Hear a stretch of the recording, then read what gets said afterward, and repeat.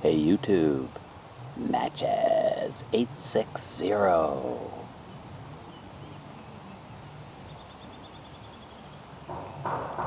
Smoking a Peterson 303 with some Balkan Cecchini.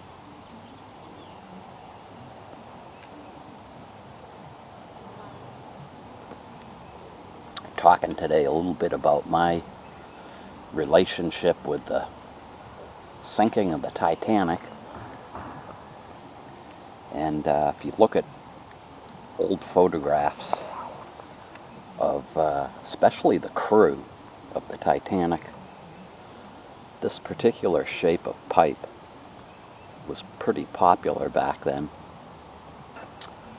So I figured it was a fitting pipe for today's talk.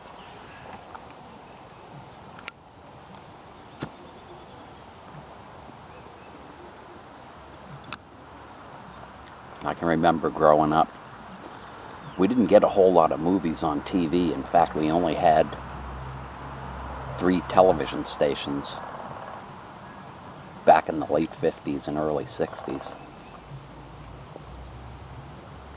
Every once in a while, they'd put the Titanic movie on. And it was always very fascinating. Whenever I think about it, the one scene that always sticks out in my mind is when they're showing the dining room. There's a cart with silver or something on it, silver tea set, I don't know. And the ship is just starting to list. The cart goes rolling down the floor, crashes into the wall. Great scene. So I always watched the movies, read the books, and in the mid-1980s, when I got married, my wife and I were unpacking all our stuff and moving into our house. Came across a copy of A Night to Remember by Walter Lord. Asked her where she got it, and somebody she had babysat for either gave it to her or they put it in a yard sale and she bought it or something. But I opened it up and it was actually signed by Walter Lord. And there were some papers in it that was correspondence between whoever she got the book from and Walter Lord.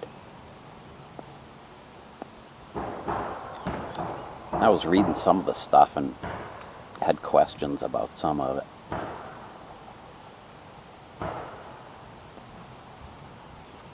And there was an address form on one of the envelopes.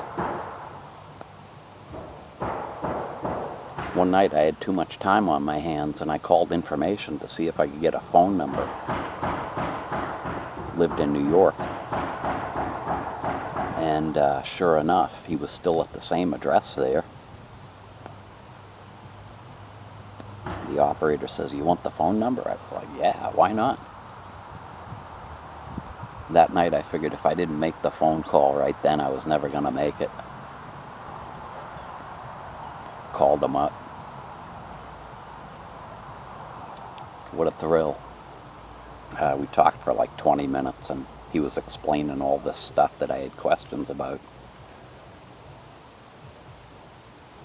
My wife had recently given me his new book, which was a follow-up to the disaster, because in the mid-80s there was talk that they were going to find the exact location. So I asked him if I sent the book to him, if he'd sign it, and he said, "Yeah, send it along." So I got two books signed by Walter Lord, which is pretty cool. Got all kinds of other stuff as well. So it was almost daily in the newspapers. There was an article about the expedition to locate the Titanic, and I cut out every one of them. I got this stack of newspaper clippings.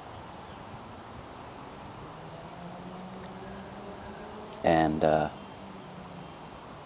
really had mixed feelings about it, because for so many years I had tried to imagine what it was going to be like, and or what it looked like down there. To finally be able to see it might be a letdown. But as it turns out,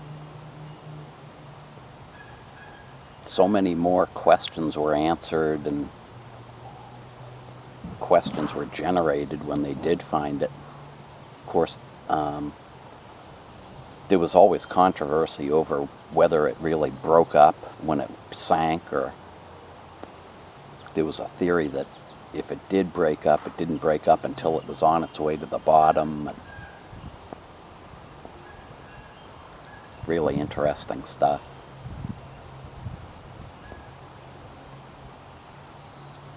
So when I was a kid, I probably never gave thought to the fact that I'd be sitting around talking about it when it was the 100th anniversary.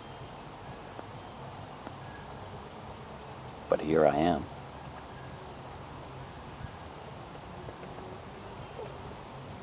So that's my little story for today. Thanks an awful lot for joining me, and have a great rest of the weekend.